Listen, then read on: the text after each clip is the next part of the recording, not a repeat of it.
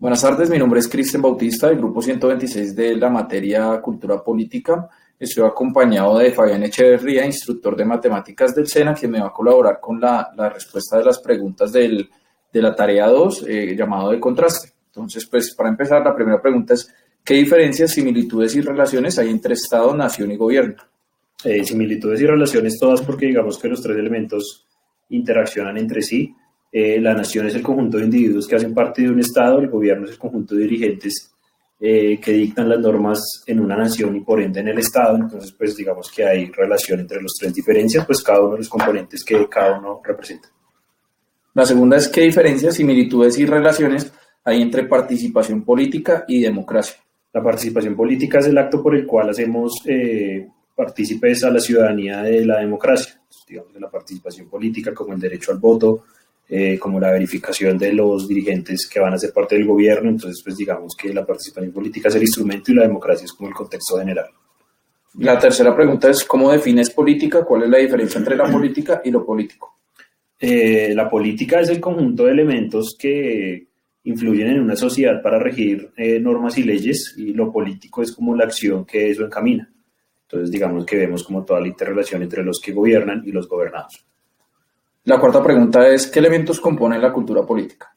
¿Qué elementos componen la cultura política del gobierno? Como lo mencionamos en preguntas anteriores, que dictan como las leyes y normas que deben cumplir, y la cultura política también está asociada, digamos, a esas personas que reciben esas normas y leyes y su comportamiento frente a ellas.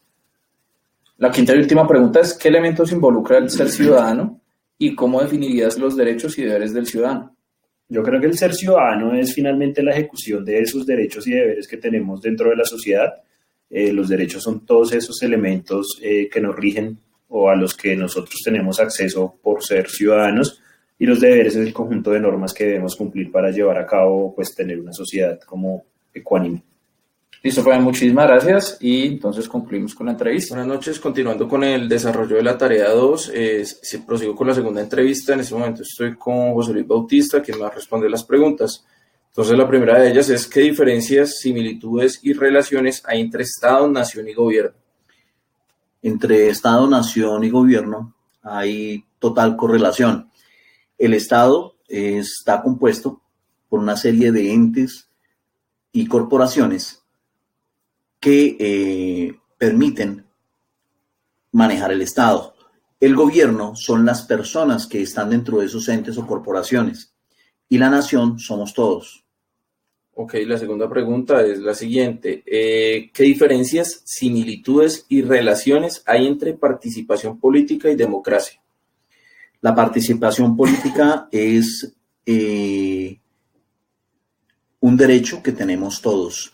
La participación política nos permite objetivamente llevar nuestras ideas hacia un mejor gobierno. Y la democracia es lo que nos permite tener esa participación, es la vía por la cual llegamos a tener esa participación. La tercera pregunta es, ¿cómo defines política? ¿Cuál es la diferencia entre la política y lo político? La política es el arte de legislar, de hacer crecer un gobierno dentro de un Estado. Y lo político es hacer que toda esa legislación y que todo eso que se trató políticamente o que hizo la política llegue a feliz término y llegue a toda la nación. La cuarta pregunta es, ¿qué elementos componen la cultura política? La cultura política son las actividades, las costumbres que hacen dentro de un ente o un grupo que esto fluya. Son básicamente las costumbres y las actividades. Ok, la quinta y la última es, ¿qué elementos involucra el ser ciudadano y cómo definirías los derechos y deberes del ciudadano? Básicamente es un privilegio. Toda persona que está en una nación tiene el privilegio de ser ciudadano, pero a su vez tiene también la responsabilidad social ante su gobierno y su Estado y ante sus connacionales de respetar y de colaborar como ciudadano y llevar a feliz término cualquier legislación y cualquier norma que se lleve a cabo dentro de ese gobierno. Listo, José Luis, esas eran todas las preguntas. Muchas gracias y con esto entonces concluyo la actividad.